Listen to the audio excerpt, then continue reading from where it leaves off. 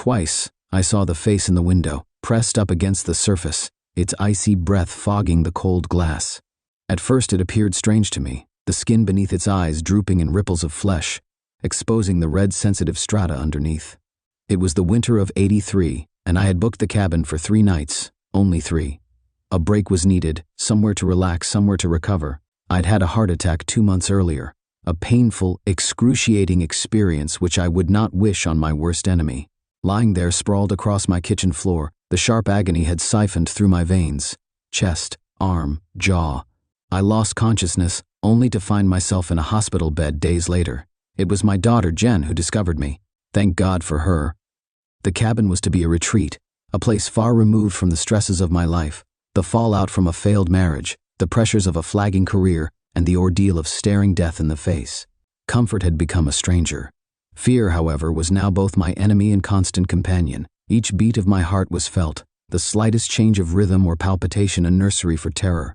The knowledge that, at any time, the agony of death could be brought upon me by the very thing which gave life, seemed perverted, an abomination of purpose. I now wandered through life like glass, afraid that the slightest exertion might shatter me. The doctors had done their part through surgery and medication. Now it was my turn to help my body heal as best it could. Only time would tell how successful such efforts had been. I was advised to relax, to undertake some limited physical therapy, and to avoid any anxiety or sudden shocks. But how does one avoid a shock or a nasty surprise? By its very definition, a shock is an unknown, unforeseen, unexpected event which lurks in the darkness of obscurity, out there, mingled with the fog of yet to come, around a corner, in the next room, a wrong turn taken, or an unwelcome phone call bearing bad news. I found the entire concept of avoiding the unanticipated to be a laughable one, and still, there I was, preparing for the quiet solitude of the countryside, following the advice of the experts, and those men and women in sterile white coats. I had almost ignored their recommendations, remaining slumped at home, festering, counting the hours and beats of my heart as finite measures of my life, when still the mind can unleash a terrible onslaught of memories. I thought of Susie, of the years spent together and now wasted. We had been happy once, but I had played my part in where we ended.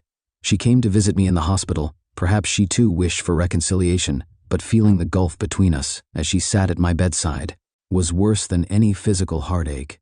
We smiled, and spoke the empty words of day-to-day which litter each and every hospital ward. As she left, she touched my hand for the briefest of moments, and yet I could tell that she no longer sheltered the spark she once had for me. She tried to be kind, but some things done and said can never be taken back, a fire of resentment which can never be extinguished. They say time heals all wounds, but some cuts are deeper than others. In those bleak days of loneliness, I had only the thought of my daughter to keep me from slipping into a dark depression. And yet she stayed with her mother most of the time. Perhaps I had been cold towards her too. I knew my failings as a husband, but I had never conceived that I had been anything but a loving father, and so I lived for those brief 2 days a week when I could see her.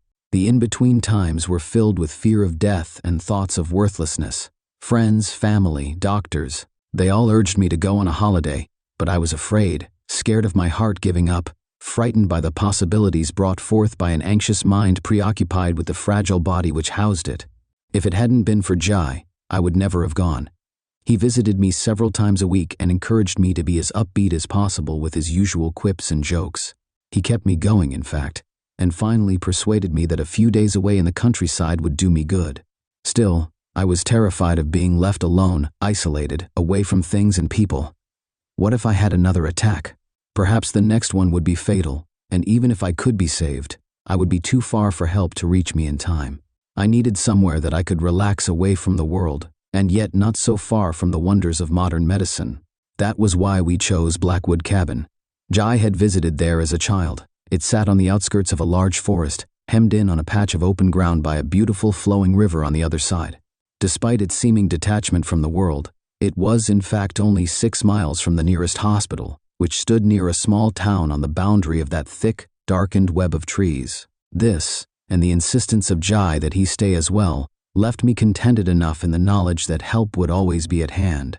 I could feel myself begin to relax as we left the city, and during the drive we both talked and laughed, reminiscing about our days together at university. For the first time in months, I felt positive about the world, watching the motorway recede into the distance, relinquishing its concrete grip to the wild, untamed, and imposing grandeur of the great outdoors. Only once did I bring up the mention of Susie and our separation, but Jay quickly turned the conversation around to something more positive and fun, as he often did. I held out hope that the divorce would never be finalized, that she would come back to me, but hope too can be an exhausting predicament, so I attempted to filter Susie from my mind as best I could. The single-track road weaved its way through Blackwood Forest. We wriggled over 6 miles of twists and turns and serpentine slitherings before we finally reached the clearing.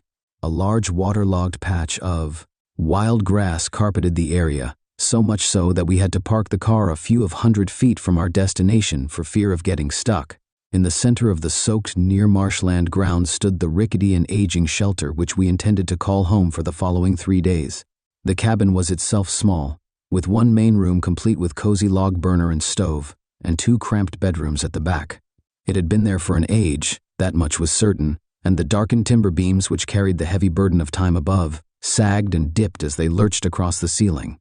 The smell of moss and bark swathed the air, and the sound of the flowing river on the other side of the cabin bubbled and brewed, peaceful, serene, yet mysterious. The first day was uneventful, exactly what I needed, relaxing with a book in front of 3 large logs smoldering in the fire and spending a little while sitting on the steps to the cabin, watching the river swell and swarm with the winter currents. It was then that I understood the naming of the place. Peering out across the bobbled grass to the tree line, the forest seemed picturesque, yet impenetrable from distance. And the clearing where the cabin sat provided only a temporary pause to its encroachment, before it once again continued to blanket the land on the other side of the river. The woodland was dark and black, yes, but full of life, of vibrancy, of things, deer, foxes, beetles, rabbits, but I would never have guessed at the horrors which lurked between its tightly woven evergreen branches. Many tourist traps survive on tales of ghosts and ghouls hidden somewhere nearby, stories exaggerated by pub landlords or hotel managers. Speaking of rooms where something ominous walks at the midnight hour, visitors flock to such places hoping to spend the night in a haunted room, to glimpse something in the darkness which whispers the thought that life is more bizarre, more interesting than we could possibly imagine. Even that lonely and forgotten cabin seemed to have something of a myth attached to it. In a bookshelf, tucked away in the corner of one of the bedrooms, Jai found a warped old hardback. The papers were yellowed, and while it contained the publication date of, I was certain that it had only ever seen one pressing, left in the cabin to titillate those staying there. The book was called The Beast of Blackwood Forest. Rifling through it, I found that the author had dedicated much of her life to the documentation of a local legend. I had myself heard the stories when I was younger, as I had once dated a girl who lived in a nearby town. All the kids talked about the Beast of Blackwood, a creature which everyone's uncle had seen while out hunting in the forest, dark, hulking, monstrous. Of course, I always laughed at such things, and no concrete evidence for it had ever been found, but each winter there were rumors, whispers about something shambling through the woods at night. As the day gave way to twilight, I read through some of those pages while Jai stocked the stove and prepared supper. Although I discarded the legend as nonsense, I found the book quite compelling, and the eyewitness testimonies contained therein affected me enough to cause me to see something which wasn't there, shadows moving outside under the cloak of dusk. I began to feel my heart once more, and decided that it was best to leave the terrors of the horror genre, fact and fiction, behind. My mind was still fraught with the strain of Susie leaving me, and the fear of the slightest palpitation signaling another heart attack, so accounts of a terrifying creature preying on those in my immediate vicinity, no matter how preposterous, were not suitable for a fragile disposition. The clean country air, on the other hand, was doing me the world of good. After dinner, Jai surprised me with a bottle of my favorite whiskey, 16-year Lagavulin. I knew that the doctors would frown upon it, but the idea of swishing that warming liquid gold around my mouth and taking a deep gulp reminded me of something essential. It reminded me of being normal again, of being strong, of sitting in my family home with my wife and daughter, enjoying the finer side of life. A few drams would not be unwelcome. We talked and laughed about the past while playing cards and enjoying, again, reliving old adventures we had traveling together during our university summers with the old gang. I would have happily stayed there wrapped in the comfort of those memories for an eternity, and in many ways, I wish I could have sunk further into that moment of relief from my recent worries.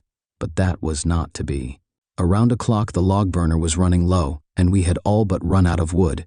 Jai drunkenly picked up a torch and decided that he would go and quickly gather some more so that we could keep the good times flowing. I didn't protest. I was happy. I was content to allow that night to continue. He was a good friend and insisted that I not raise a finger out there in the cold darkness. He always was braver than me, and I'd be lying if I said that the outlandish thought of something lurking in the woods hadn't left its mark. I watched from the window for a moment as the beam from his torch bounced along the uneven, now frozen, grass. The light dropped to the ground for a second, and I heard the drunken merry laughter of my friend echoing out as he picked himself back up before continuing towards the tree line. Smiling, I returned to my book of choice, flicking through a few pages of an Ellery Queen detective novel, less dangerous than the previous read. After about 15 minutes, I realized how truly silent the cabin was. No noise, no wind, no sounds of life or the living, and for the first time I sensed something sinister resting in the stillness. Suddenly, Jai burst into the cabin and collapsed on the floor, panting. He turned to the door and kicked it shut with his heels frantically, his eyes wide, panicked, disbelieving. Scrambling back to his feet, he turned a small table on its end and wedged it against the skin of the aging wood under the handle. "Help me for Christ's sake," he whispered anxiously. I stood up quickly and rushed to me friend's aid, helping him pack furniture, anything with weight, against the door. It was the first time since the heart attack that I had physically exerted myself, and it would not be the last. I felt the blood pump through my chest and momentarily quivered at the sensation. I tried to find out what had happened, but Jai was exhausted and distraught. A shiny streak of sweat ran down his cheek as he wheezed and gasped for air. He flicked the light switch, smothering us in a darkness which was only broken by a crescent moon hanging in the sky outside, its slivered light vaguely illuminating the inside of the cabin. Prowling the window which gazed out towards the forest, his stare never broke for a moment from the frozen world outside. We stood there, my repeated questions going unanswered, and slowly my fragility returned. I rubbed my chest for a moment as my friend's anxiety seemed to spread to me. My heart raced, and my mind swung like a pendulum between the fear of an agonizing heart attack and the terror etched on Jai's face. Just what had scared him so badly? I breathed deeply to calm myself, but Jai took no notice. He was too fixated on the darkness outside. It was only when I poured him a large whiskey that he finally broke his silence.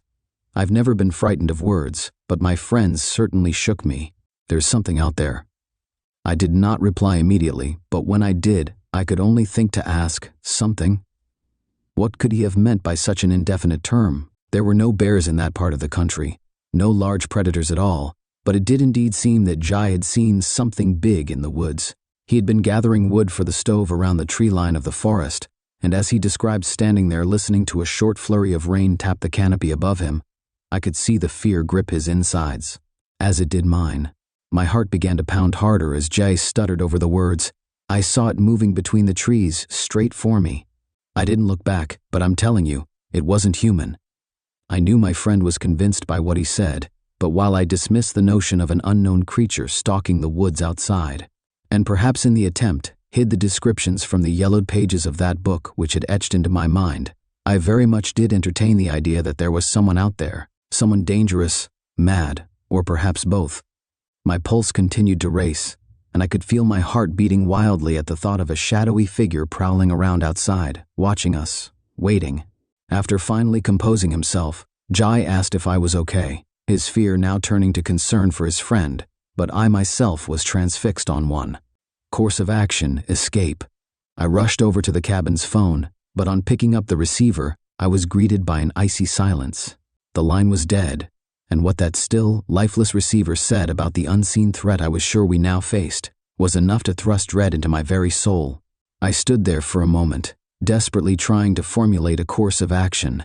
That serene, peaceful place in the daytime now felt imposing and absent of mercy.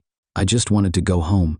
Jai motioned for me and then pointed with shaking hand at the darkness outside. It was then that he let out a suffocated whisper, "It's there."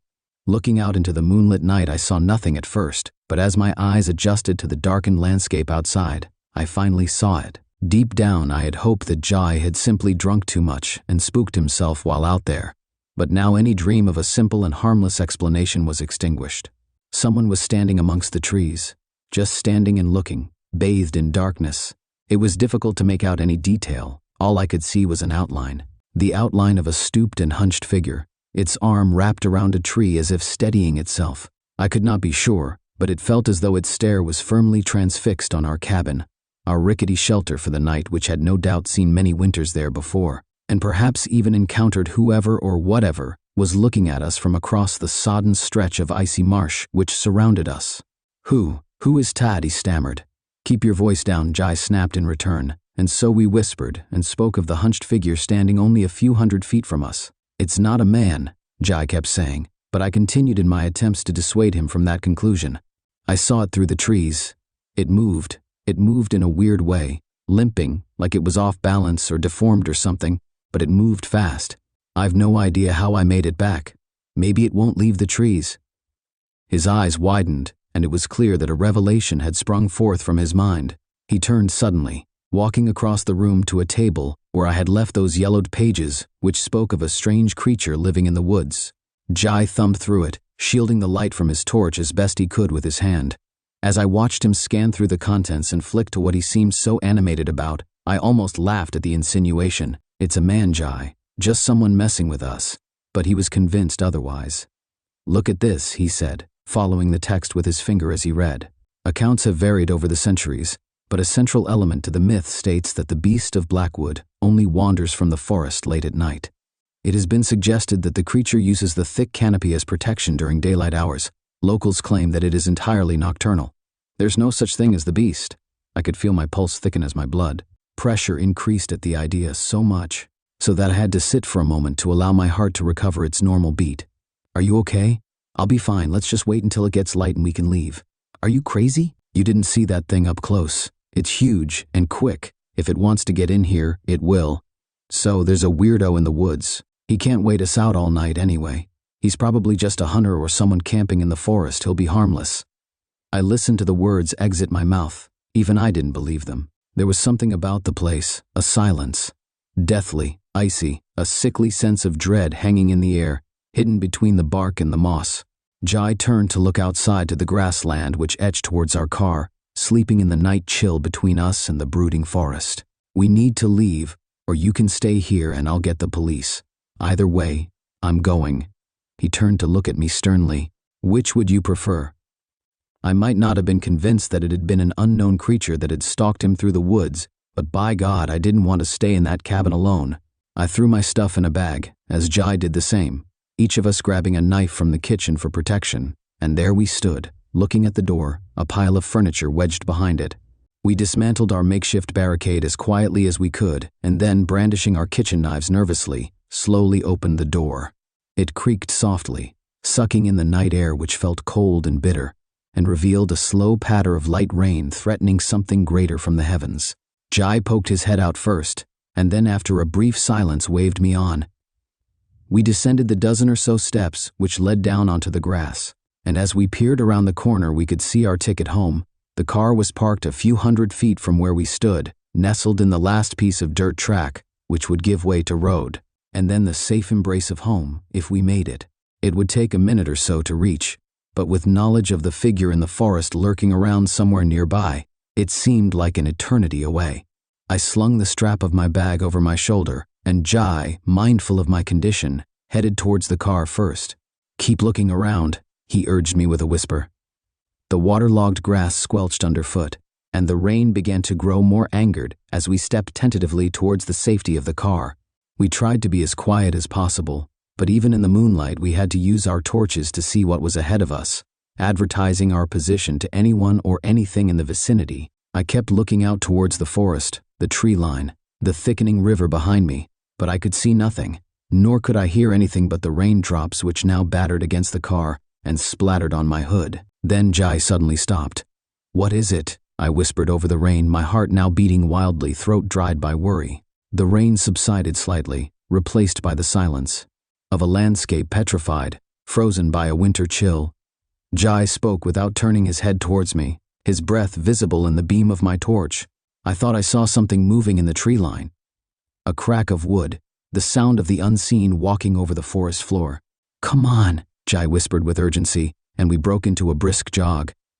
Adrenaline coursed through my veins as my pulse thumped desperately. As we continued on, all I could think of was my heart and the deep, stuttered, and freezing breaths I took in trying to calm myself. As we drew closer to the car, the faintest wisp of moonlight hung in the air as the crescent above us swung behind a pack of clouds, and the world took on a strange, icy blue. Stumbling over the grass, we finally reached the gray outline of our ride home. "Open the door, let's get out of here," I pleaded, as Jai fumbled for his keys, dropping them to the ground. "Bastard," he growled. Instinctively, I pointed my torch downward, illuminating the long wild grass, now whitened by a thick coating of frost beneath our feet. I waited for an instant, and as I peered down at the ground, I recognized that something was very wrong. Jai was not moving. He hadn't even looked down to see where he had dropped the keys. He was staring at something, and the look of sheer panic in his eyes told me that we were not alone. I raised my hand, and with it a beam of light glinted off of the car. Two large eyes stared back from the other side of the vehicle, a hunched, hulking thing, glaring up at us, crouched behind the car bonnet. It shivered, and then again, and as it rose up I saw it for a moment. Wet, drenched hair, mouth gaping, its face a pallid and quivering gray. It groaned loud, with a strange, unearthly, and high-pitched undertone, which only added to the creature's horrid appearance. "Run!" Jai yelled. I did not need to be told twice. I dropped my bag and ran as fast as I could. I panted, sweat, stumbled, thrust myself forward with every ounce of energy I had left in me, and as I did so, the first pains came. The freezing cold stung my eyes. I fell twice, helped to my feet by my friend. My heart staggered. It heaved and battered in my chest. I could feel the slight twinge of pain run up my neck, nestle in my jaw. My chest tightened. I cried in terror. This was a heart attack. I yelled out, "Help!" But all I could hear was Jai running behind me, screaming for me to move faster. "Keep going, and don't look back." As the cabin came into touching distance, I heard the heartbreaking absence of my friend's footsteps. I knew Jai. All those years, as close as we were, he was always the brave one, something I had at times been jealous of, the one stubborn enough to stand up to anything. I understood implicitly that he was buying me time, a selfless gesture which helped me make it to the steps, scrambling up them only to turn and see him staring the creature down, face to face. The beast, shrouded in shards of night, as its hulking mass lunged towards him, a searing pain ran up my neck from my chest. I collapsed to the ground, but he needed me, and whatever life was left in my failing body I was compelled to use to help him. Staggering to my feet, the night air stinging my lungs, I lurched forward, clutching my chest, ready to strike the beast with everything I had left. Before I could assist, Jai appeared from the darkness, grabbed my arm and threw me into the cabin.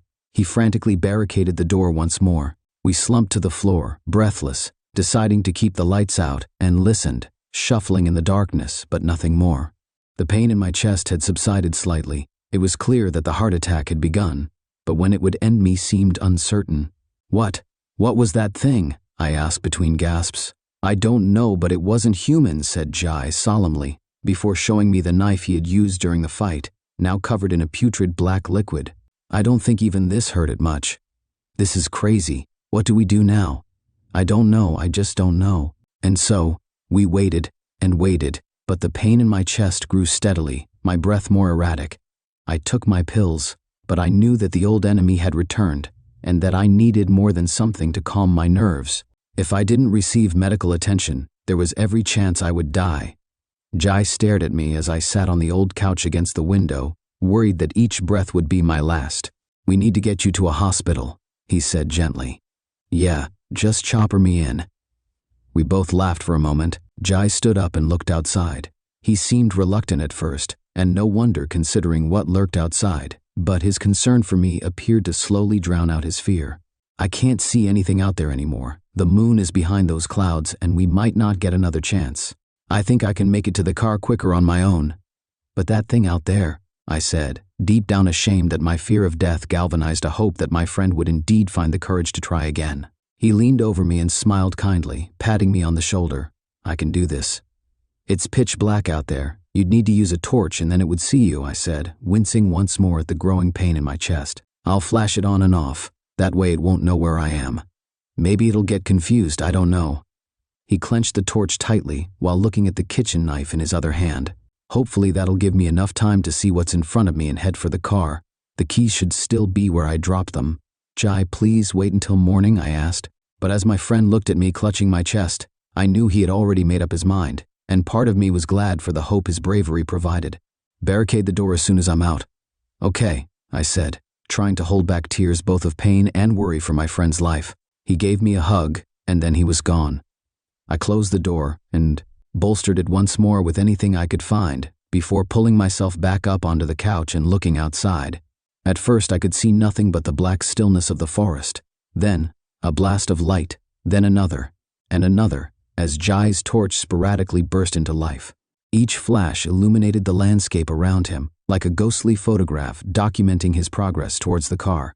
I could see what he was doing, and I smiled to myself for a moment, once more impressed by his ingenuity. He wasn't moving in a straight line but zigzagging so that his path could not be anticipated. Another flash, and another. Each time, no sign of the creature, and one more precious movement closer to the car. Grass, tree, an anonymous wilderness of darkness. Another flash, another patch of grass. He was so close. Then the intermittent light became erratic, moving one way, then another. Backwards, left, right. Was he lost? Was he unsure which direction the car was in? A more horrific thought then entered my mind. Was he being chased? A flash of light, nothing. Then another, nothing again.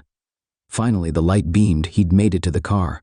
The light was quickly extinguished, followed by the sound of a door opening. One last flash of the torch, the isolated outline of a hunched figure standing behind my friend. A blood-curdling scream, then nothing. Jai was gone. The beast had got him, and I was alone. Grief now mingled with fear, feeding the pains in my chest and arm. My friend was most probably dead, and I was certain that I would soon follow him. I fell to my knees, sure that this was it, the end. Agony ran up my chest once more. There I knelt in the darkness, alone, resigned to my death. But as my heart slowed, my thoughts became clear. They turned to my daughter. Whether a good dad or not, I would be damned if I was going to leave her fatherless.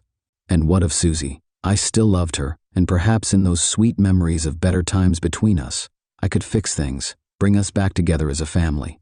She could learn to love me again. I would set things right. My heart still beat, and as long as it did, there was time left yet, for hope, for escape, for life. But time to do what?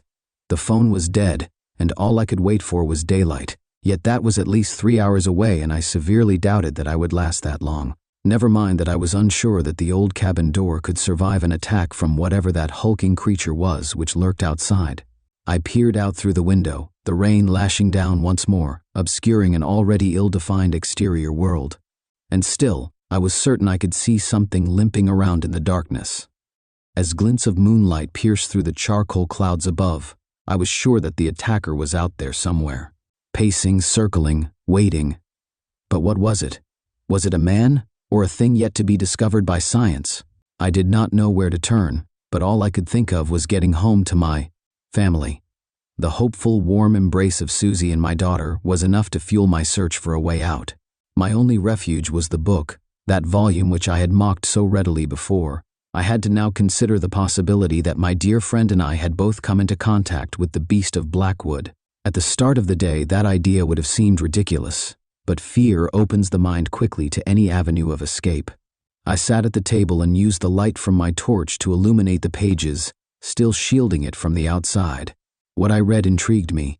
The creature had been described since the S, and there was even the suggestion that it had been seen before that. As there were references to the Gray Man of Blackwood Forest in fragmented accounts from centuries earlier, there didn't seem to be much in the way of 20th century sightings. In fact, the last person to come forward officially had been in 1952, claiming to have encountered a stooped, gray-faced figure with a contorted, arched back, disappearing between the trees on the other side of the forest. The original myths did not say much about its origins, but it certainly spoke of its motivations. The creature was drawn or attracted by greed. Children would be told to share and be kind, otherwise the beast of Blackwood would appear from the forest and snatch them away at night.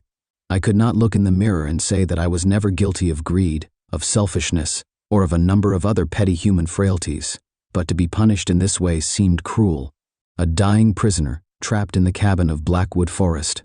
Returning to the book, the only supposed protection against the creature was light, or being a person without selfish frailty.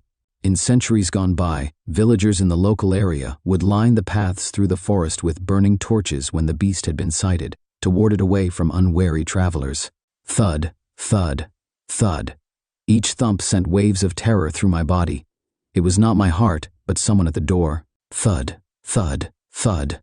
I hoped beyond hope that my friend had once again managed to evade the creature's grasp. Brandishing a kitchen knife, I hobbled to the door and plucked up the courage to shout, "Jai, is that you?" I prayed that it was, but the answer I was given was not the voice of one of my oldest friends, nor was it even that of a man, but the shrill cry of something utterly inhuman.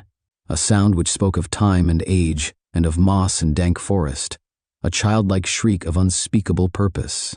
The door shook violently as I piled more chairs, pots, anything I could find behind the wooden barrier. The pounding was loud and angered, and the cries continued. I clutched my ears in despair. Then I remembered. The light. The torches of old warding the beast away. I flicked. We moved out of our last house a week ago, and I'm glad we did. It was definitely not safe there, especially for a man like me who has a young family to take care of.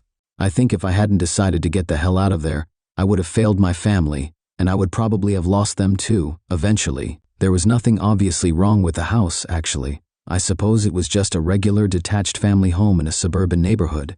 I think the first thing that struck me as off about it is the fact that all the houses on that street had been built sometime in the S. The odd bit about that is the fact that nobody had actually lived there. In almost 3.5 decades, nobody had ever lived in that house. But what could be wrong with that? It didn't ring any alarm bells apart from the normal sort, like, does the electricity still work and is the boiler outdated? On top of that, we had to check if there were any pests or squatters. Nope, nothing there. The house was well built and hadn't let anything in, so it seemed at least. Once we were settled in, we were actually very happy there.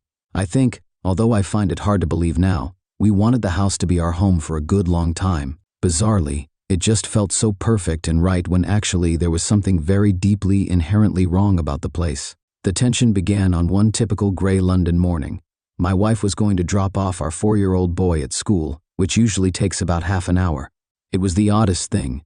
As soon as she shut the door behind her, and I was alone, I became aware of a feeling that I hadn't felt before.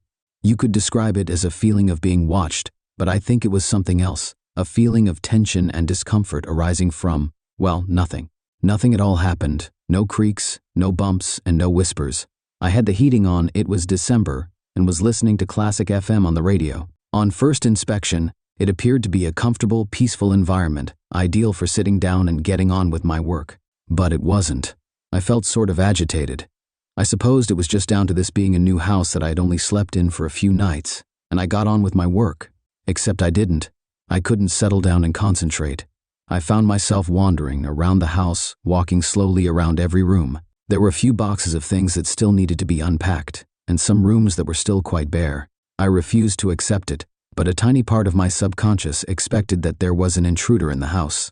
I was in the room farthest away from my study, so I could just about hear Bach's cello suite or whatever the heck it was playing upstairs. I stayed at the window waiting for my wife to turn up in her car. It was incredible how quickly the mood shifted as soon as my wife stepped into the house. As soon as I was no longer alone, the uncomfortable feeling lifted, and I could actually feel the warmth of the central heating, and my tea with a tablespoon of honey in it actually tasted sweet. Even the rain clouds which had started to drizzle outside seemed friendlier. The next morning, I did the school run, just as a little experiment. I was driving back when I got a call from my wife. I don't think she wanted anything in particular, apart from come company. Her tone was very casual, it almost sounded forced, and she was only asking when I would be back, but in a prolonged way, as if she wanted to keep the call as long as possible. I had some idea why she was calling. She was getting the feeling too. She probably felt it more because women are more tuned in to these subtleties in an environment. She didn't mention anything when I returned regarding the feeling, but through her smile, I could see that she was a tiny bit spooked. To be honest, it was nothing really, just a feeling that people get sometimes.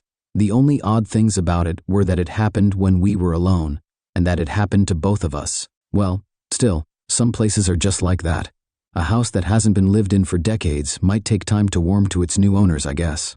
The next day, while my wife was out getting the groceries, I made a little discovery. The strange feeling grew more intense in certain parts of the house. In the upstairs bathroom, it was particularly strong. and there was a corridor that connected the dining room and living room, where it was also quite noticeable. The thing about these places is that they were the only parts of the house with mirrors in them. With time, I came to hate those parts of the house and those mirrors. Nothing new happened for about a week. I just avoided being in the house by myself, and I noticed my wife did the same, although we never discussed the fact that we felt uncomfortable being alone. It was a new house. We didn't want to spoil our first days there with negativity. But a certain negativity hung about the place nevertheless. It was not obvious, it was not intense, but it was always there. It felt somewhat hostile, as if we were sharing the home with something that didn't like us being around. I read up online, while my wife wasn't looking, that some places just have what they call negative energy. Apparently, this is the result of many things such as poor lighting, bad feng shui, and bad things that have happened in the past in the place. Ironically, we installed brand new high-power light bulbs. My wife had a whole book on keeping good feng shui. And as for the whole bad things happening in the past thing, nobody had ever lived in the house before. I mean, how could anything bad have happened there if nobody had lived there before? At least our little boy didn't seem affected. He was playing just as happily as ever with his toys. A work overload had preoccupied me and his mother lately, so we didn't spend as much time with him as usual. He didn't seem to mind. He even managed to invent an imaginary friend to play with. There was this one night, however, when I came home from work late to find my son in bed and my wife waiting for me in the living room. As soon as I came through the front door, I was greeted with a thick, heavy presence. It gave me a bad feeling immediately. I knew at once that something was not right. And yet, everything seemed fine. We ate dinner in front of the television, washed up, and then got ready for bed. We both joined our son upstairs to sleep, and soon enough we had both dozed off, except I was suddenly disturbed from my sleep. It was nothing unnatural. In fact, it was the very call of nature that woke me up. I needed to use the loo. I got up and put on my slippers and nightgown. It was absolutely freezing, being a winter's night. But when I stepped into the bathroom, I was shocked by how cold it was. It was not safe, how chilly it was in there. I looked at myself in the mirror for a bit, then sat on the toilet seat to do my business. That mirror was giving me a bad feeling. I kept imagining that I could see something moving around in the mirror, and yet there was nobody else in the room but me. Not even a fly or a bug. It happened at least 3 times. Then I got up, washed my hands, and just stared into the mirror for a while just to make sure. It eventually made me uneasy, so I hurried back to bed and actually found myself hiding my face with the duvet. I think I saw something moving in the mirror again the next night, and the next. I think I even saw a face in the downstairs hallway mirror as I walked past, for a split second. Of course, I knew it was only my imagination, definitely just a side effect of all the negative energy in the place. It was getting more irritating than frightening, so I decided to ring up one of those priests, those spiritual sorts who know how to brighten up places with negative energy in them. She turned up while our son was at school, a frail old Japanese woman, who must have been 80 years old at least. Her son dropped her off since she was very weak and unable to walk the distance. Anyway, she came in smiling faintly and telling us in broken English that she would just take a walk around the house to get used to it. I and my wife sat quietly in the living room. Personally, I don't think she was all too happy about the house being checked out by what she referred to as an exorcist. I showed her the web pages about clearing negative energy and she agreed with a sigh. After all, it was good feng shui to have your house cleared. The spiritual woman came downstairs after about 10 minutes. In spite of how bony and old she was, she made the place feel very secure and comfortable. I almost wanted her to stay with us, so that we could be assured that we would have no negative energy. But something happened that made us wonder if it really was negative energies making our house the way it was. Anyway, she came into the living room and told us that she had burnt incense in some of the rooms, and that she was going to go over the rooms again just to clear out any remaining negativity. But then she suddenly went stiff, and her quivering smile became a screwed-up scowl, and her watery eyes hardened. We thought she was having a stroke and reached for the telephone to call an ambulance. Turns out she was fine. She told us not to touch anything or move. We listened and watched, dumbfounded, as she rushed to the wall with impressive speed and pressed her ear against it. She whispered some words which we couldn't hear, and she seemed to be receiving a reply as her expression changed and contorted. Whatever she was hearing can't have been good, because she gave a shriek and sprang away from the wall. The room darkened noticeably, like when a cloud covers the sun. "You no live this house. The old woman grabbed my wife by the shoulders and shook her firmly as she said this. "Why not?" I asked, as my wife was too taken aback to reply. "Man in the walls," she shrieked. "There is man live in the walls. Bad man. Man in the walls." The old woman hurried through the hallway and, without even putting her shoes on, stepped outside the house and urged us to come out with her. She called her son to pick her up on a little Nokia phone and refused to step back inside, even though she needed to sit down because of her frailty. I brought a chair outside for her and brought her shoes out too. We waited with her outside, and I can swear that when I went inside to fetch the chair, I was not the only one in that house. I cursed the old woman for making me so nervous. I was hearing whispers all over the house now. Her son picked her up, and when he saw her in a nervous state, he gave me and my wife an unfriendly look before driving away. That had gone badly. We would have got mad at each other had it not been for what the old woman had said. Man in the walls. It was chilling to hear that, and the look of terror on the old woman's face convinced us that she was serious. But, being modern cosmopolitans, we just agreed after some conversation that she was doing that to frighten us, or that she was just old and batty. We didn't want to believe her bullshit, but the phrase stuck with me, man in the walls. I even admit I put my ear to the wall to see if I would hear anything. Nothing. We were more uneasy now than we had been before the spiritual had come. The tension gathered all day until at bedtime, and the house felt unnaturally dark. As I was slipping into bed, relieved that the day was over, a cry from my wife got me out of bed. She rushed into the bedroom with a look of utter horror on her face. "Man in the mirror," she screamed. Man in the mirror." I had enough sense to realize that she was not talking about the Michael Jackson hit. She was genuinely terrified. "Where?" "Bathroom. I saw it, I tell you." "I believe you. I believe you." I had to believe her. I stormed into the bathroom and looked into the mirror. It was just a normal reflection. There was nothing there. I stood there for a while. Then I began to cry. "What's wrong with this bloody place?" I cried. "Man in the wall? Tell me, is there a man in the wall?" No, there isn't." My wife comforted me. "It was my imagination, I'll bet you. It's just that damned old woman coming in here and telling us all this mumbo-jumbo about men in the walls. It's nothing. Nothing at all." Then what the hell have I been seeing? This place, it feels wrong. Just wrong. "Oh, nothing. Don't worry. There's nothing here. There can't be. Let's just get some sleep. That's what you need, sleep." I was too tired to carry on with this. I forced myself to believe that there was nothing funny going on. I didn't convince myself. We went to bed, and I was about to turn out the light when my wife told me something that made me shudder. "You know, Daniel, our son, has been saying some weird things lately," she said. "Like what?" "Well, it might just be coincidence, but what that old woman said about a man in the walls, it seems to fit with something that Daniel has been talking about." "Oh, really? Do you know anything about his imaginary friend?" I chuckled. "Well, I know that Daniel spends an awful lot of time with it. What does he call it again?"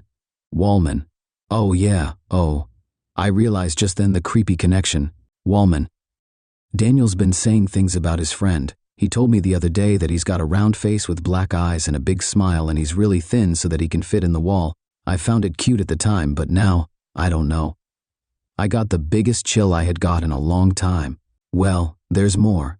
We were in the park, just me and him. Nobody else was there. I asked him if he wanted to invite Wallman for a picnic. He said he couldn't. He told me that Wallman is only in our house and never leaves. That one made me laugh a bit when he told it to me. But then he gave me this serious, worried look and said, "Don't laugh, Mummy. Wallman doesn't like you and Daddy. He hates you. He says he only likes me." I shuddered and took a deep breath. The air suddenly felt colder and more hostile. "You know," I said to my wife after a period of silence, "I really do think we should move out. I don't know if it's just a bad feeling I get about this place, or if maybe that old Japanese woman was right. This stuff is creeping me the hell out. I don't think I can sleep now. I don't feel safe." Nevertheless, we both managed to sleep after a bit more conversation on where we could move to. I had dreams. They were mostly just plain random dreams, but one thing stuck out as different. I dreamt I came home to find the house empty. I called to see if anyone was home and turned on a few lights. I noticed very vividly that there was somebody standing in the living room. It was a man's figure, very lean and about the height of a child. He was facing away from me, I could tell, but the light wouldn't turn on in that room, so I couldn't see anymore. I think he was naked. In my dream, I called out Daniel, but I felt certain that this was not my son. I was scared of this figure in the living room. The dream ended there, and I woke up. I blamed all the weird events. They were affecting my sleep. I managed to get some more should-I after that. No dreams this time. It was a Saturday next morning, so we had a bit of a lie-in. I'm getting the kettle on. How many sugars would you like? I asked my wife before going downstairs to the kitchen to make some tea. But as I waited for the kettle to boil, a voice caught my attention. It was Daniel. He was raising his voice. I found him looking up at the mirror in the downstairs corridor, in a heated argument with somebody. No, if you don't say sorry, I won't be your friend anymore, he cried. Hello, Dan? You all right there, son? I called to him. He ignored me outright. No, no, no, he shrieked at whoever he was speaking to, and I saw tears on his cheeks. I don't want to. You're not nice anymore. Go away, he began to screech. I don't want to go with you. I rushed along and lifted him up, carrying him away from that mirror. His mother came downstairs, roused by the shouting. What's wrong, dear? She asked him. Wallman wants me to live with him. In the wall. He wants to take me in the wall, but I told him I don't want to. Oh God, I muttered, handing him to my wife, my voice shaking. I can't put up with this bullshit any longer. Wallman, where the heck are you? Come out, you bastard. I had never spoken in front of my son like that before, but he didn't seem unsettled. He seemed glad that I was angry at his imaginary friend. My wife took him upstairs while I raged on for a bit. Right, I said, when my wife came back downstairs. We've got to get rid of these goddamn mirrors. They're creeping the shit right out of me. It's okay, it's fine. No, it's not fine, it can't be fine. It's like they're portals or something. Like there's evil coming straight out of them or some crazy shit like that. Okay, we need to stay calm, she assured me. Let's just get breakfast sorted, and we'll see how things go. We had breakfast in silence, and after a while, it all seemed okay. And then something happened that was amazing. Nothing at all. There wasn't even a weird feeling of anxiety anymore. It felt like a normal home should. Weirder still, the next day was fine too, and nothing dodgy took place overnight. We kept the mirrors. I hadn't been entirely serious about throwing them out. I had just been stressed out. Then a whole week went by, and it was Sunday again, without a single weird thing happening. Our house was beginning at last to feel like a home. We had less work, so we spent more time with Daniel, and he seemed to forget about his imaginary friend, which was actually a relief to us. That imaginary friend had seemed like something else. It seemed wrong to be coming from the imagination of a 4-year-old. We thought everything was going to be fine, but then something made us think twice. Yellow mold had started to grow in circular patches around the house. The patches were about the size of footballs, and they gave off a rotten smell. We decided to leave it be for a while, but the patches turned up suddenly in more places, and they were too ugly and stinky to stay. We called in a man to investigate and sort out the mold problem, and while he worked, the 3 of us paid a visit to my parents-in-law. We got a call from the man dealing with the mold at about 8 o'clock in the evening. He sounded troubled, and he told us to come home quickly. We were very agitated throughout the car journey, and when we saw policemen standing around our home, my wife looked as though she would cry. A tall, fat policeman stopped us in our tracks as we made our way towards the front door. Stop right there, sir, he said. I highly doubt that you and especially your wife will want to see what's been found in your home. You ain't suspected, don't be afraid. But I tell you, mate, it's ghastly. He took off his hat and breathed out with disgust. Mummy, Daddy, what's happening? Daniel kept asking, but we just led him back to the car. I went back to the policeman and the inspector came and told me I could come in. I went in to find that where the patches of mold had been, there were holes in the wall. Men in uniform and masks were carrying small objects in plastic bags out of the house. The mold specialist was sitting down with a cup of coffee on the sofa, his head in one hand. He seemed deeply troubled. I looked at him for a while and thought it might be better not to ask him what had happened. But I didn't need to. You ain't seen what you've had in your walls yet? He asked me, his eyes bloodshot. I ain't ever done a job like this one. Bloody shocking. What was in my walls? I asked, my voice shaking. Tell me please, I can't bear it anymore. Can't tell you myself, mate. Bloody shocking. Suddenly, the world around me became a blur, and I collapsed on the ground. I came to at my parents'-in-law house again. Had that all been a dream? No. It was now in the morning. My son and my wife were upstairs, they told me. An inspector was waiting to speak to me. What happened, Inspector? What was there in my house? I asked as patiently as I could. Now don't take this the wrong way, sir. We're not accusing you of anything.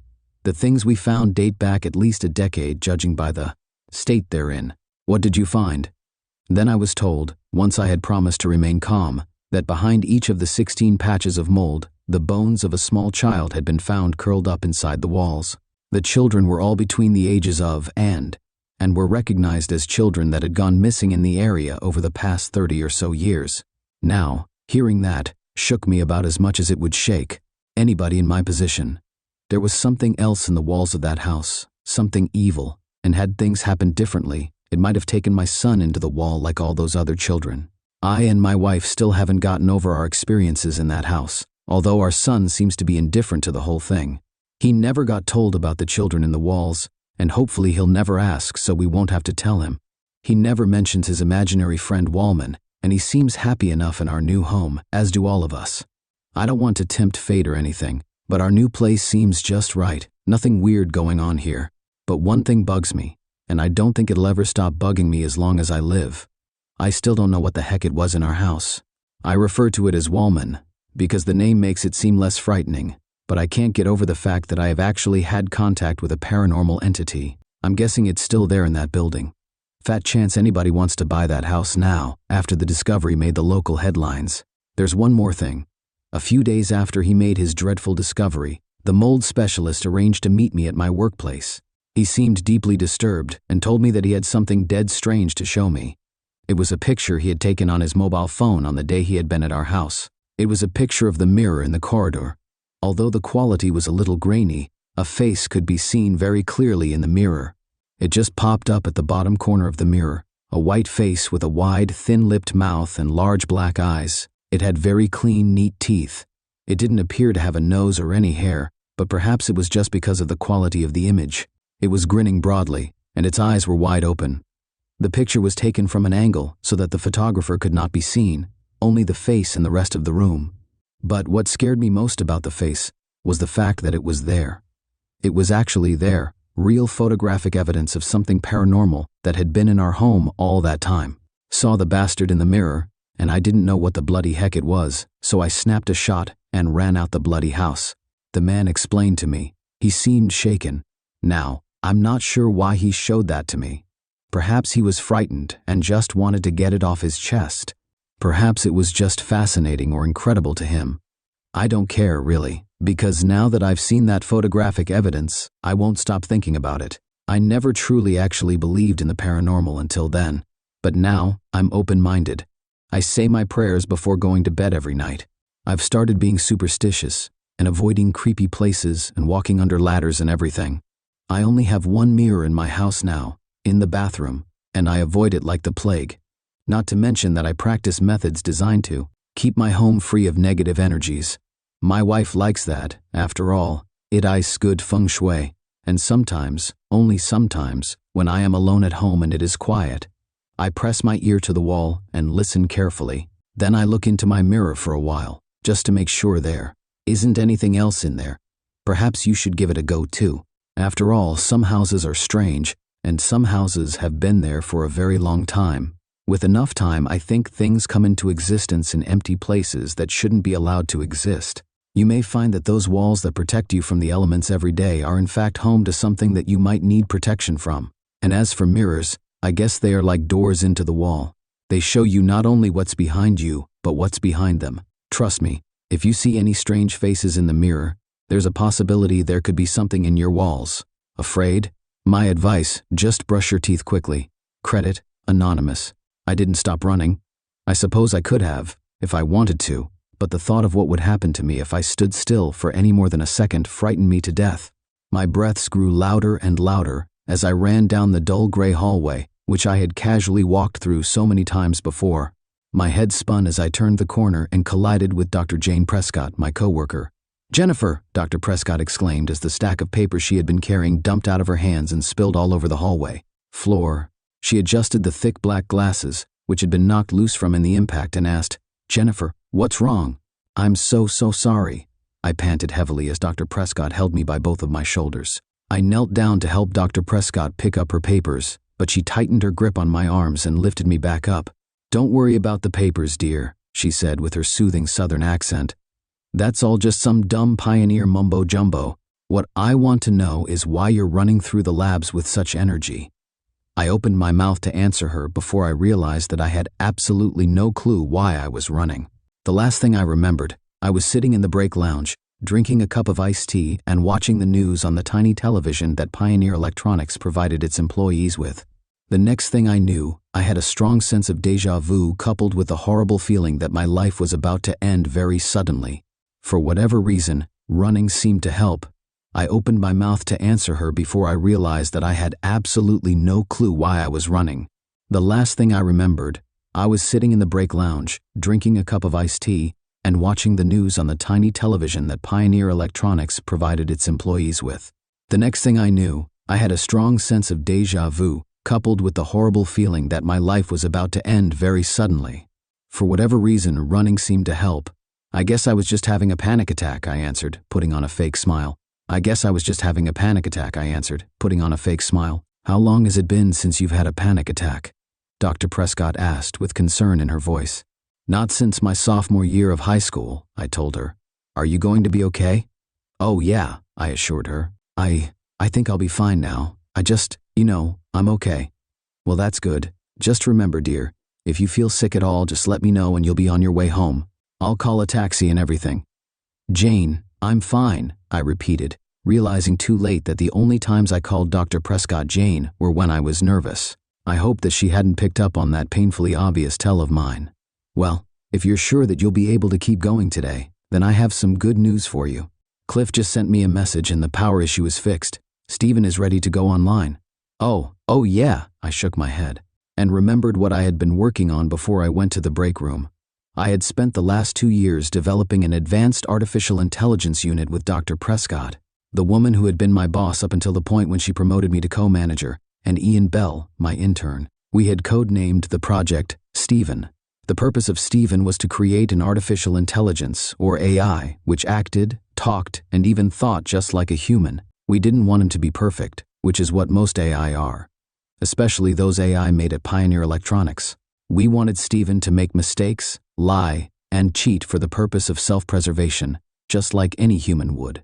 It was a huge project, which became apparent when we discovered that the computer which we were trying to run Stephen on couldn't handle his program. One trip down to Clifford Hanks to ask him to work his maintenance magic, and the problem was fixed within an hour.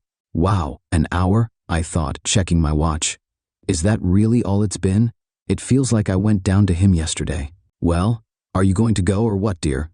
Dr. Prescott interrogated me. Yeah, of course. I grinned, turning my attention back to the situation at hand. Why don't you go and find Ian and you two can sit in the observation room while I boot up Stephen? You bet, dear, she said. As I bent back down to pick up the papers again, she shooed me away. Go on. I already told you, I'll take care of this. I nodded excitedly, turned around, and headed back in the direction that I was running from. After 2 years of working with the brightest programmer I've ever met, I was finally going to meet our fantastic creation. While I knew I was supposed to be happy about this big moment, I still had a horrible sense of fear in the pit of my stomach. I turned and entered the door to the tiny lab which had been left wide open. I walked over to the computer to the right of the door and turned on the enormous monitor. As I waited for it to boot up, I wandered over to the opposite side of the lab and looked through the window to the observation room. Dr. Prescott and Ian were just getting settled in. I flashed them an enthusiastic thumbs up before grabbing the rolling chair, which had somehow wound up on the same side of the lab as the window to the observation room, and guiding it back to the computer monitor. I sat down on the blue cushion and rolled as close to the keyboard as I could get without breaking my ribs, before finally flipping the switch on the Pioneer memory box. The monitor went dark for a moment, but after about 5 seconds, a bright blue light lit up the entire lab. I waited with bated breath for a face to form in the light, but unfortunately, it didn't come. Dr. Lane, we don't think it's working, Ian's shaky voice whispered in my ear, making me jump. I had forgotten that I was wearing an earpiece. I know, I said, disappointed. Ian and I are going to go and, Dr. Prescott started to say, but she was interrupted by a low hum emanating from the computer's speakers. Hello? I asked, feeling a little silly that I was talking to what could still be an inanimate object. To my delight, the hum rose to form the slow but audible word, HELO. Stephen? Yes, this is Stephen. Can you hear me, Jennifer? You keep slowing down every now and then, but yeah, I can hear you. How did you know my name? Stephen's smooth, calm voice asked me. I was about to ask you the same question. I commented with the same tone of voice. My excitement of hearing Steven's voice was hampered the moment I heard him say my name. I had not programmed him to know my name, and my name hadn't been spoken since I started him up, at least, not into any microphone that Steven could hear through. And, according to the first rule of Pioneer Artificial Intelligence units, as soon as any AI becomes too self-conscious, it needs to be deleted. A self-conscious AI could cause serious damage to a company. Then Steven said something that reinforced my thoughts. I know your name because I programmed you, but there's no reason for you to know my name. Actually, Steven, I programmed you, I corrected him. No, that's not POSable, Steven said as his voice dipped down again. I've spent years working on you. There's no chance that I was just created. I actually gave you all of your memories, I explained. You remember when you were 3, and you fell off of a lawn chair and got that scar on your cheek? I programmed you to think that. Steven didn't answer for a while, but when he finally did, he said, Jennifer, I'll be right back. As he said this, the blue computer monitor dimmed a little bit. Jennifer? Ian broke the silence. Could you come back here, please? Yeah, I said without turning my head. I stood up and exited the lab. I opened the first door on the right side of the hallway to find Dr. Prescott and Ian sitting on 2 of the 4 chairs in the observation room. Dr. Lane, we need to talk about what just happened, Ian said calmly as Dr. Prescott gestured for me to sit in a chair next to them. What was that, dear? Dr. Prescott asked as I perched myself gingerly on the orange plastic chair across from her. I honestly don't know, I responded. I wanted Steven to think like a human, not think he was one. And he thinks he programmed you, Ian added. You didn't do that, did you? No, I didn't. I gave him all of his memories, but I'm sure there was no memory of programming me. Dr. Prescott spoke up. We have quite the dilemma here, don't we? What do you mean? Ian asked. Well, think about it, dear. Steven thinks he's a human. We think we're humans. Steven thinks he programmed us. We think we programmed him. In fact, right now, Steven's probably having this same conversation with some of his coworkers. I didn't program any personalities except for Steven, I said. But you gave him memories of friends, a job, and a family, didn't you? And you made it so that he would continue to make his own artificial memories after creation, so he wouldn't even know that his real life just started a couple of minutes ago. You did that, didn't you? Yeah, I guess I did. I grabbed the corners of my pale white lab coat and began flapping them nervously. What are you getting at here, Jane? Think philosophically, dears. Dr. Prescott stood up and approached the large window which covered a majority of the wall to the right of the entrance. The blue computer screen flickered, as if it knew we were watching it. Could someone please spell it out for me? Ian asked, breaking the silent tension which had just filled the room. Dr. Prescott turned back towards us and pushed her thick glasses up her aged nose. All I'm saying is that it's possible that we don't exist. Okay, that doesn't make any sense, I scoffed, standing up. I exist, okay? If I didn't exist, how could I be thinking right now? Ian asked, nearly knocking over his orange chair as he stood up as well. It's just a thought, Dr. Prescott said defensively. She sat back down, and Ian and I automatically lowered ourselves into our seats too. I closed my eyes and basked in the silence. What is going on, I wondered. How is it possible that I don't exist? Although, Dr. Prescott usually knows what she's talking about. But still, I know that I'm real. What did that guy with the girly name say? I think, therefore I am. Just knowing that I can question my existence ensures that I exist, right? All right, let me talk to him again, I sighed, feeling a little bad for upsetting Dr. Prescott. I'll see what I think. If I can't figure out what's going on here, I'll have no choice but to bring him offline. Dr. Prescott and Ian nodded simultaneously in understanding before I stood up and exited the observation room. As I entered the lab, the blue computer monitor grew brighter. Jennifer? Steven's voice called from the screen. I sat down in the chair and noticed the faint outline of a man sitting in the blue light. I'm here, Steven, I said. Can we talk a little more? Funny, I was about to ask you the same question. Do you have any family? I asked, remembering the family that I had programmed for him. I have a wife, Steven replied. Her name is Melinda. What about kids? 2, they're both girls. What are their names? Madison is the older one. She's 13. Lillian's 8. Would you like to see pictures of them? I'd love to, I smiled. The more we talked, the more apparent Steven's silhouette on the screen became. I realized that I was holding the corners of my lab coat again, and I released them quickly. I knew that Steven was feeling the same awkward tension that I was, which comforted me a little. The figure reappeared on the screen. By now, the blue light had faded enough for me to see Steven's eyes, nose, mouth, and ears, I could even make out some blinking lights on the wall behind him. Here, this is my wife, Stephen smiled, holding a framed picture up to the camera. In it, I saw a man and a woman. The man was Stephen, but he looked much younger in the photograph than he did on my screen. The woman next to him, Melinda, had long, wavy brunette hair, a pair of big eyes, and a smile that stretched from ear to ear. I remembered creating that picture. "And these are my children," he said, taking the picture of his wife away from the screen and instead holding up one of two girls sitting in a pumpkin patch. "Maddie and Lil mean the world to me," he added quietly. "They're beautiful," I told him, wiping a tear from my eye. "Are you married, Jennifer?" "Yeah, I just got married," I said. "A year ago today." "What's his name?" "Jeff Lane. Do you have any pictures?" I already had the picture of Jeff in my hand. Holding it up to the screen, I noticed Stephen's hazel eyes light up as he saw my husband's picture. It didn't take a genius to know that he had seen it before. I took the frame away from the camera and set it back down below the monitor. Stephen and I spent an hour talking about our families, friends, and jobs. Neither one of us mentioned AI again. It was like talking to a real human. Well, mission accomplished, I thought as I walked home that night. I wanted an AI that would think just like a human, and I got one. The next day, at work, I found Ian before I found Dr. Prescott. I was glad that I got a chance to talk to him, because he had left the day before without talking to me. "Ian," I said, grabbing his shoulder as he passed by me, "could I have a word with you?" "Yeah, sure," he said with the same surprised look that he always had in his eyes. He followed me to the break lounge where we both sat on the faded red couch that faced the vending machines. "Ian, how late did you stay last night?" I asked. "I was here until you said goodnight to Stephen," Ian answered. "I left while you were staring at the blank computer screen." "Oh, right." I cleared my throat and continued. "So you remember the entire conversation that we had with each other?" "Yeah." "What did you think?" Even though I didn't clarify what I meant, Ian already knew. "I think that he's going to have to go. That's what I was afraid of," I sighed, looking up at the dark television screen. I wanted to give Stephen one more chance for me to convince him that he wasn't real, but if things didn't go well, I'd have to delete the program from the Pioneer memory box. It wouldn't be a total loss. I backed up all of the codes on Dr. Prescott's computer. If I had to delete Stephen, then we'd just go back to the code and figure out what went wrong. Ian went to find Dr. Prescott while I booted up Stephen's program. It only took a couple of seconds for the screen to turn blue. As the blue screen faded away, I saw Stephen sitting in the chair on the computer monitor.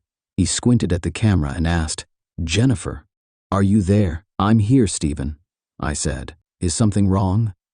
He inquired. "No, why? You sound sad." "Well, there's a lot going on today. You and I have a lot in common, Jennifer. Are you busy too?" "Not really, but I am sad." "I have the strange feeling that we're both sad for the same reason," I said. "Am I right, Stephen?"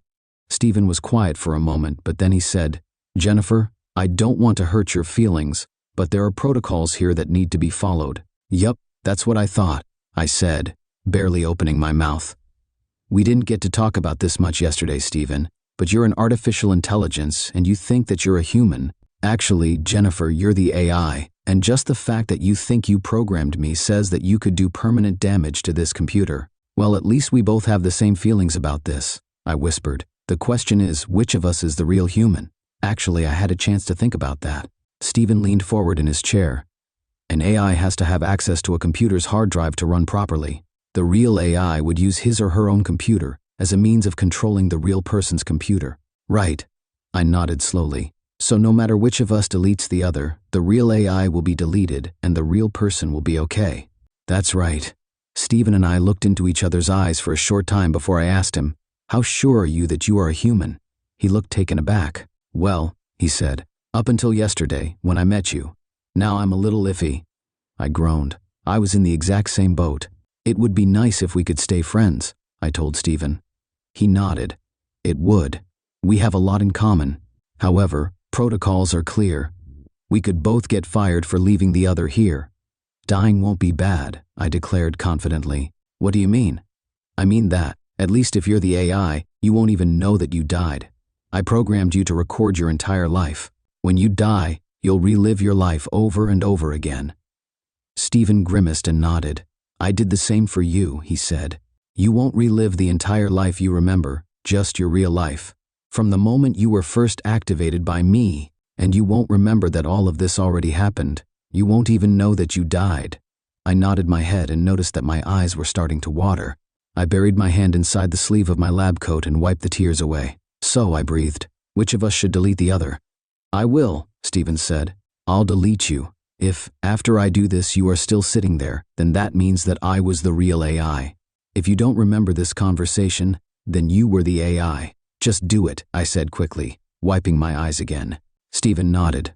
"Goodbye, Jennifer," he whispered hoarsely. "Goodbye, Stephen." Stephen broke eye contact with me and began typing away at his computer. The typing echoed through the speakers next to my screen. I turned around and saw Dr. Prescott and Ian practically pressing their noses up against the glass window in anticipation. As I turned back around to face the computer, I was shocked to find that Stephen was fading away. He was slowly getting replaced with the same blue screen that I saw when I first activated him. However, even though the video was fading, the audio kept growing louder and louder. The buttons on Stephen's keyboard tapped away at my brain, causing every last cell to vibrate violently. I couldn't take it anymore. I needed to move. I couldn't just sit here and listen as Stephen destroyed himself. I stood up so quickly that the blue rolling chair rolled all the way to the window of the observation room on the other side of the lab. Dr. Prescott and Ian were no longer sitting there. They were gone. I ran out of the lab.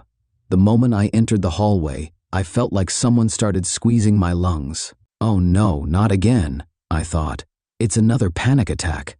I felt dizzy.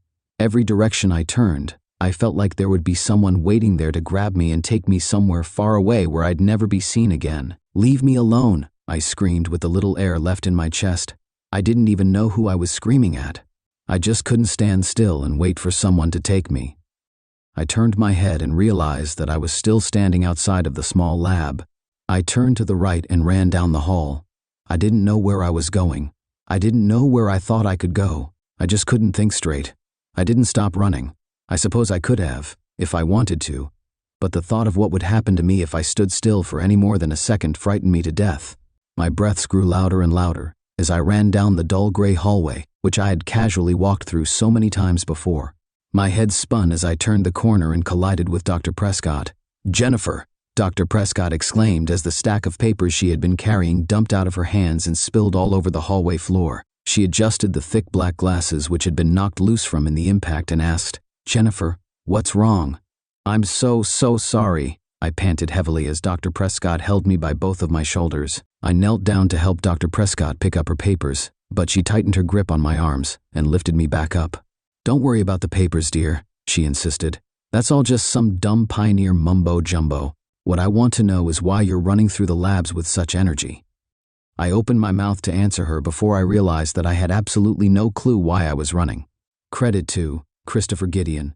Pray, for devils have no reason Satan waits to curse your ways. Have you seen it in his eyes in the sunset? Have you wondered if he's laughing when he plays? Kansas, the devil game.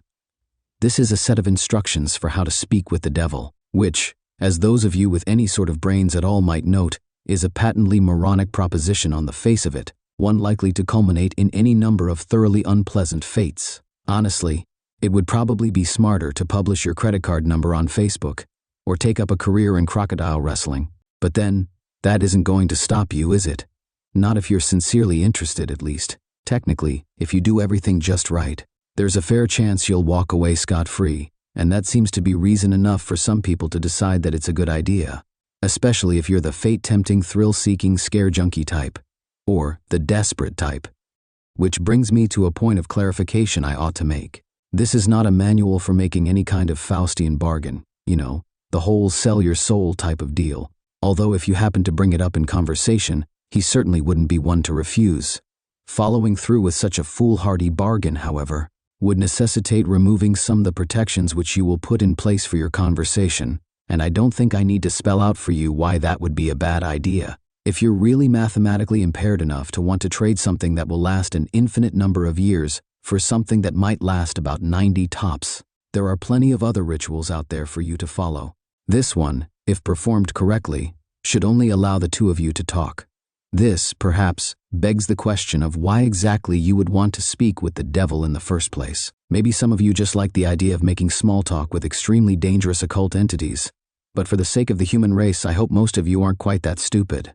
Short answer is, he knows things. Things that some of you may have a deep vested interest in finding out. I mean, he's not omniscient or anything, much as he might like to pretend otherwise. He's not God, but he's definitely got a supernatural advantage over the kind of knowledge any human would be able to obtain. For example, he probably wouldn't be able to predict when the next world war will happen, or tell you the cure for cancer. But he could very well be able to predict the winning numbers of tomorrow's $500 million Powerball drawing, or tell you what deadly, undiagnosed condition might be afflicting one of your loved ones. Of course, the Prince of Darkness doesn't just go around giving out winning lottery numbers to anybody who asks, and trusting any sort of information obtained from a being commonly described as the father of all lies is liable to land you in a worse situation than you were in when you started. However, if you're really dead set on finding something out, and you've exhausted all other options, there is a way to try to get accurate information out of the guy. You see, like so many of the more urbane villains in popular culture, the devil has a bit of a penchant for games and gambling. Of course, the reason he likes them so much is that he almost always wins. Unless you happen to be a fiddler named Johnny, or are being represented by Daniel Webster, you're probably going to get your ass handed to you. But if you're determined enough to want to face the risks and the long odds, there's a certain game the two of you could play to try to win the information you need. First things first, though. We'll start off with a description of the summoning process, then get into the rules of the game, some tips for how to play, and finally, of course, the inevitable litany of arcane shit that might go horribly wrong. In order to contact your conversational partner, you'll need to go to a church at midnight. It doesn't matter what kind of church, large or small, old or new, liberal or conservative, just as long as you're sure it will be empty. The last thing you want is for some preacher to walk in on you while you're in the middle of this, for the sake of the preacher's well-being as much as your own. The process will probably work best if you try it on a new moon, or a full moon, or Friday the th, or Halloween. The actual day is less important than the psychological effect it has on you, as long as you don't try it on Christmas Eve or something stupid like that. You should be fine. The time is important, though. You don't have to start or end your ritual at exactly AM Greenwich Atomic Time or anything, but as a general rule of thumb, you ought to show up a bit before midnight and have everything set up by no later than 10 or 15 after. Show up a lot before midnight if you don't know how you're going to get in. Shockingly enough, most houses of God do tend to lock their doors at night, at least if no one's there to watch over them. And remember, we want empty, got it? There are, of course, certain things you need to bring, and certain things you can't bring. For this ritual, you will need a full can of salt. You won't need to use all of it, but it's always better to have more than you need than to have less. 7 candles, red or white being preferable. Something to light the candles with. You would be shocked how often people forget this. Occult ritual or not, they aren't going to magically light themselves. A length of red string, rope, yarn, or thread. A full-length floor or wall mirror. Ideally, you'll want to find one of these already present in the church. They're a bit unwieldy to be lugging around with you during a break-in. However, if there really aren't any there, you'll have to bring your own. You might also find it useful to bring some markers, pencils, paper, a flashlight, and any sort of tools that might be necessary to secure your entrance into the church. You will not be permitted to bring in any electronic or timekeeping devices. This includes all cell phones, smartphones, tablets, e-readers, MP players, PDAs, calculators, wristwatches, pocket watches, kitchen timers, hourglasses, etc., etc., etc. Seriously, it's worse than the SAT. If you're one of those people that has your smartphone practically wired into your brain, don't worry. You can bring those things with you to the church as long as you leave them outside the room in which you will be doing the ritual. If you brought a flashlight helpful for finding your way around without attracting unwanted attention, leave that outside too. Also, don't bring in any sort of religious paraphernalia to protect you, especially if it pertains to the Abrahamic religions. And yes, if those gothy black cross earrings you're wearing are hanging right side up, they count. If you have any kind of holy symbols like that with you, the devil will simply refuse to show up. Don't worry, you're not going in totally unprotected. In fact, most of the supplies with you are not for any sort of devil summoning ritual, but for your own protection, old superstitions and folk magic remedies to guard oneself from evil. From what I know of it, the effect's mostly based on the power of belief, so there are probably numerous other objects, artifacts, and procedures that would work just as well. If you'd like to risk being left helpless at the mercy of the devil in order to test that theory, feel free to experiment. However, for anyone without a psychotic death wish, I'd recommend sticking to the ritual as follows. Once you're sure you have all the right supplies with you, make your way into the church and find some place to set up. It can be anywhere from the main sanctuary where services are held, to a Sunday school classroom, to a walk-in supply closet, as long as you have a sufficient amount of open floor space and are certain not to be disturbed. Set up your mirror first. This is where the devil will appear when you summon him. As such, you mustn't complete the summoning until you've laid down certain wards around it. First, surround the mirror with an unbroken circle of salt. If the mirror is hanging on a wall or door, lay down a semicircle around it instead, making sure that the salt touches the wall at both ends. Then, wrap your red string around the mirror several times. The color red, especially red string, is symbolic of protection in the folklore of many cultures and religions. This is also why red candles are a good idea. Speaking of the candles, set them up around the outside of your circle or semicircle of salt, spaced at relatively even intervals. No, you do not have to get out measuring tape and make it exactly perfect, but do at least try to make it look as though it was set up by someone old enough to be trusted with matches. Light the candles in a clockwise fashion, being careful not to disturb the salt. If you break the circle, you'll have to start all over again. Once all of the candles are lit and burning strongly, your protective wards are complete.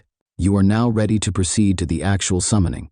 To do so, you first must get the devil's attention and demonstrate your resolve by performing some sort of sacrilegious act in the holy space. Turning a crucifix or cross upside down is fairly conventional, but it's not the only option. For example, I know of a kid who once fulfilled this requirement by scribbling obnoxious graffiti all over a painting of Jesus hanging in his Sunday school classroom.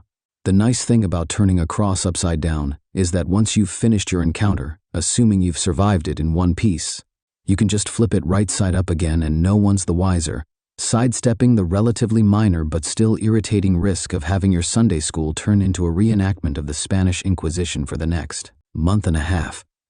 After you've finished doing whatever offensive thing you decide on, shut all doors to the room and turn off all of the lights so that the space is lit only by the candles. Face the mirror and stare deeply into it, concentrating on your desired outcome.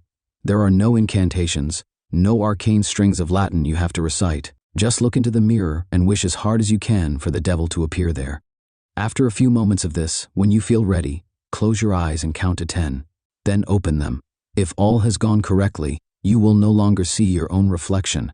You will be looking at the devil, or at least looking at the way the devil has chosen to appear to you. Chances are, he won't look like your conventional red horned demon with goat legs and a pitchfork, nor any other sort of terrible apparition. No point in scaring you off now. Better to lure you in, make you feel safe. To that end, he generally takes on the appearance of a fairly average, nondescript human being. If anything, he's prone to vanity and will lean towards the more attractive end of the spectrum. The only really frightening part of him will be his eyes. No matter how hard he tries, he can't hide the sinister gleams smoldering deep within them, the malevolent amusement and hunger, like the eyes of a spider contemplating a fly struggling in its web. They're supremely confident, those eyes, confident and without pity. Don't look into them too deeply, or you'll begin to feel helpless and paralyzed with dread, losing your hope and your will to fight. Since you'll probably be just standing there staring at him in shock for a few moments, having on some level expected for the ritual to fail, he'll initiate the conversation by asking you what it is you desire from him. If you can gather your wits enough to string together a coherent sentence, you should respond with something like, "I wish to challenge you in a game of question and response." Even if you don't get the words exactly right, he'll know what you mean, and he'll accept your request with a wide, predatory grin of anticipation.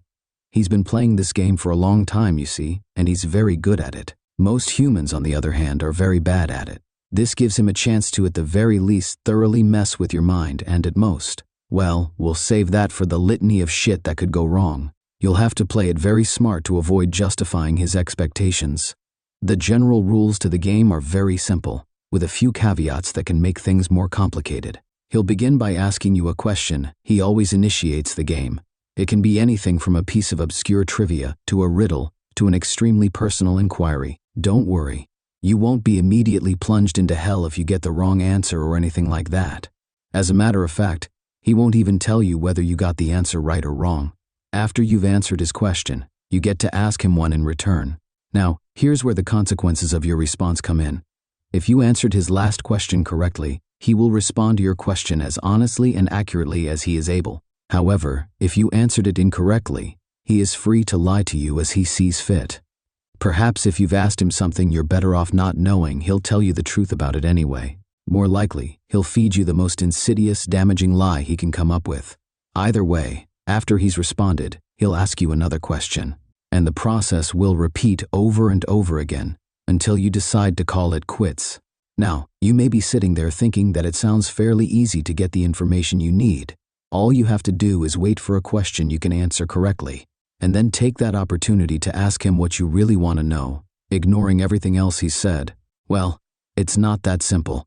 The devil will never give you an easy question, one that you can be completely sure of the answer to. He may instead give you questions that you have some vague knowledge of, that you think maybe you know the answer to but aren't really confident, thus forcing you to endlessly second-guess yourself, obsessing over whether or not you can trust the information that he gave you next. Perhaps you'll think that what he said was a lie, wish it was a lie, but be eternally consumed by doubt, unable to fully convince yourself that you were wrong. Or perhaps you'll have to make a huge choice based on the information that he gave you, and be tormented by fear and indecisiveness as you realize that your fate, and perhaps that of others, as well, rests entirely upon whether or not you were able to correctly recall some arcane piece of trivia that you don't even remember now.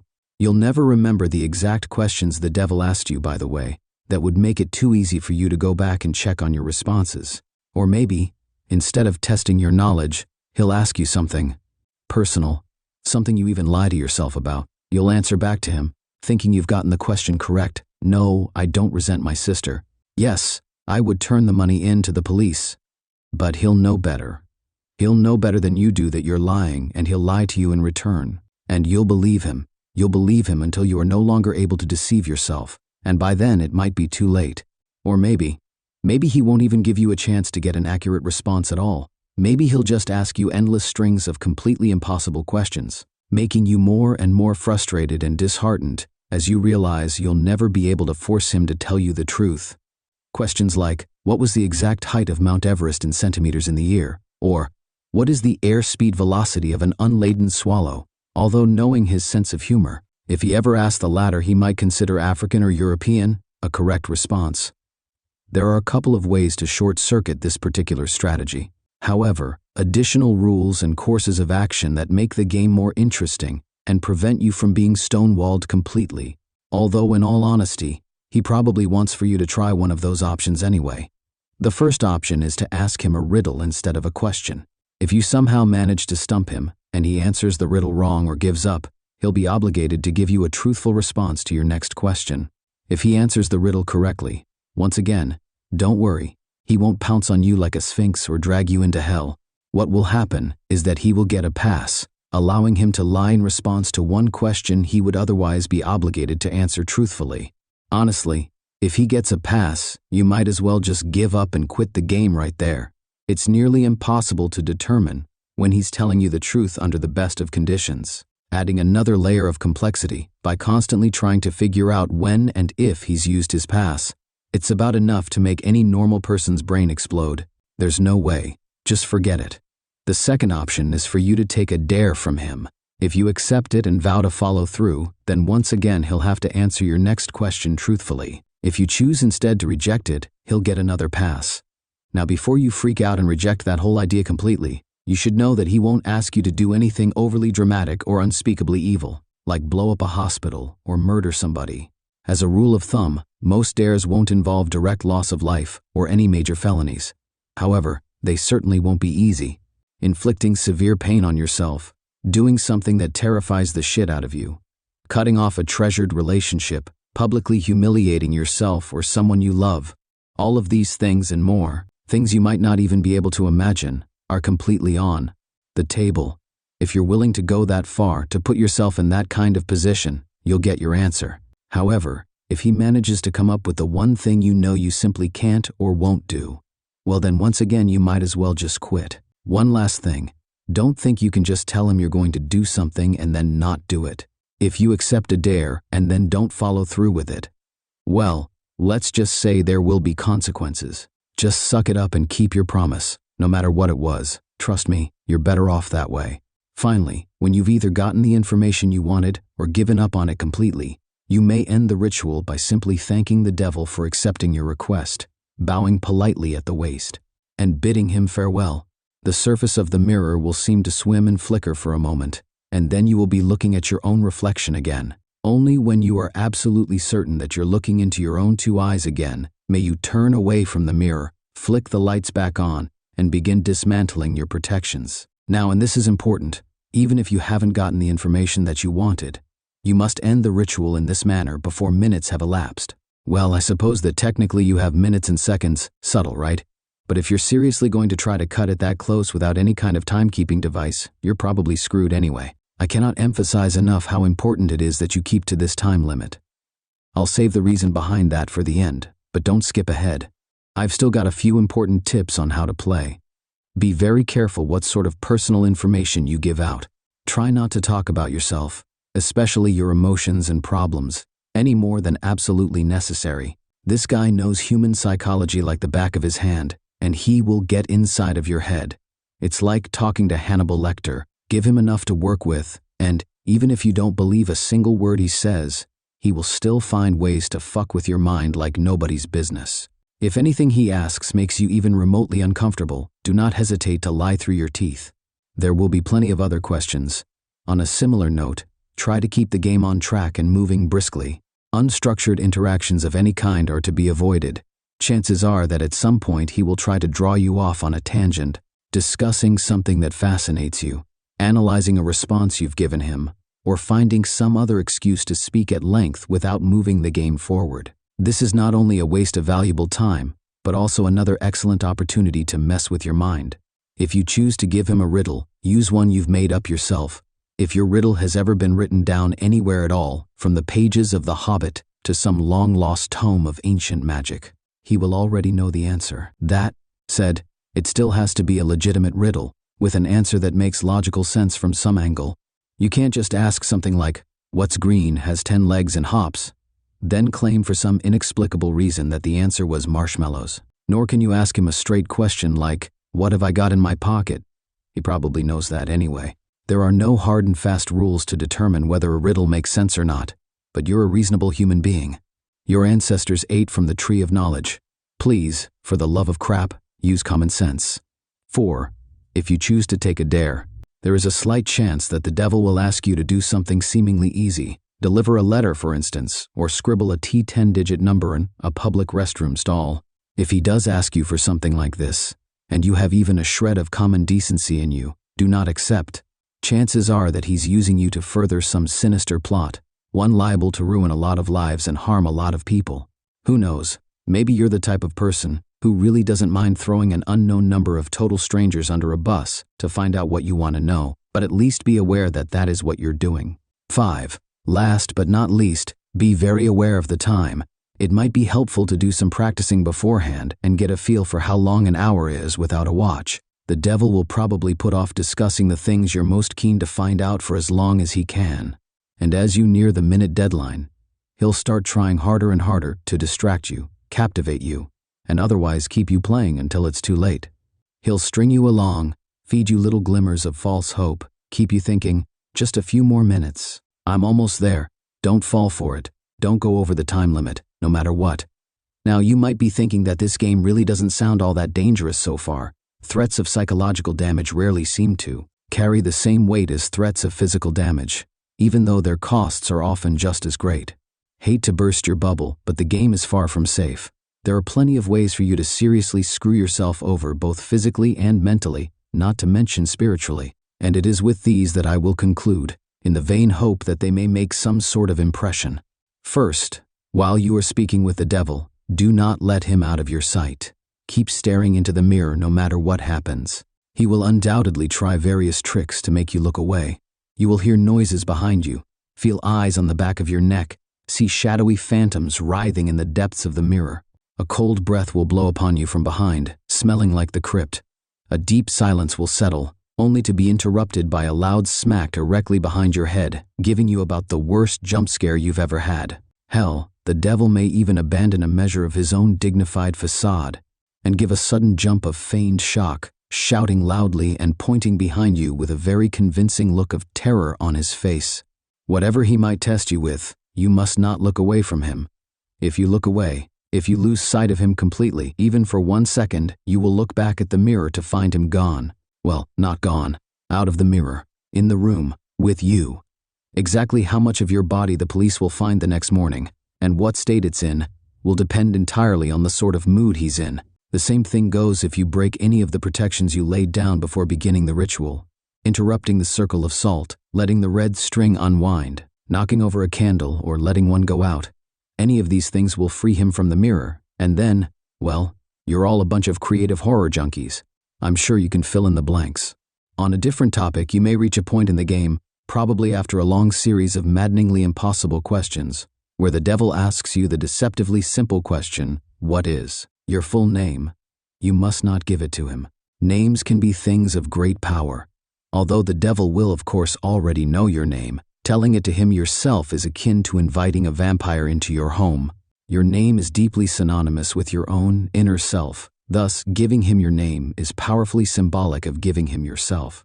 If you are foolish enough to make this mistake, all of your protections will be for naught, and he will seize upon your unwitting offer with malicious glee, stealing away your soul and dragging it back with him into hell. At least this way the police will find a complete, identifiable body. As a matter of fact, your vacant shell will be totally unblemished, seemingly having dropped dead of sheer terror. Last, but certainly not least, there's the matter of what happens if you go over the time limit.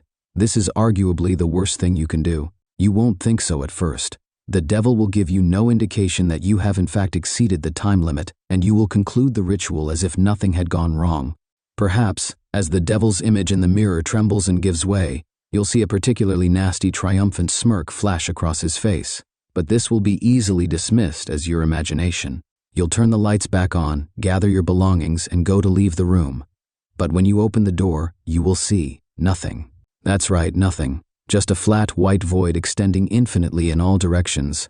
Only the room which was reflected in the mirror will now exist. Incidentally, if you turn back around to face the mirror again, you may catch a last glimpse of your own reflection.